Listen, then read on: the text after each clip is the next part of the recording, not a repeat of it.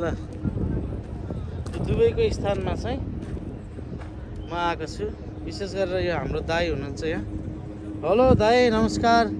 Hello नमस्कार बाबु, नमस्कार। के गर्दै हुनुहुन्छ तपाईँ एक्लै यहाँ? एक्लै यहाँ यसो बसेको उता बाहिरको आएर। ए मेरो दाईलाई त मैले देखेको पनि थिएन, भर्खरै चिने। उहाँ मेरो कम्पनीमा कार्यरत दाजु, एकदम मित्र, आत्मीय मित्र हुनुहुन्छ। हामी साथमा चाहिँ उहाँ कार्य गर्नुहुन्छ।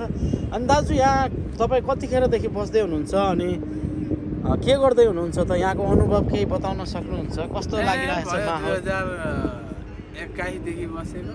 हजुर हजुर। अब के हुने, यहाँ दुबईमा अब गर्मी धेरै छ। हजुर काम गरिरहेको छौँ। हजुर हजुर। अब त्यही हो। र अहिले यहाँ तपाईँ बस्दै हुनुहुँदो रहेछ। अनि बस्दै गर्दा चाहिँ केसको पर्खाइमा हुनुहुन्छ यहाँ त? किनभनेपछि यहाँ अब मान्छेले त यहाँ रक्सी खाने मान्छेहरू मात्र बसिरहेछन् होइन, प्रायः जस्तो चाहिँ रक्सी खाने मान्छेहरू बसेछन् यहाँ। तपाईँ चाहिँ यहाँ बसेर के चाहिँ गर्दै हुनुहुन्छ?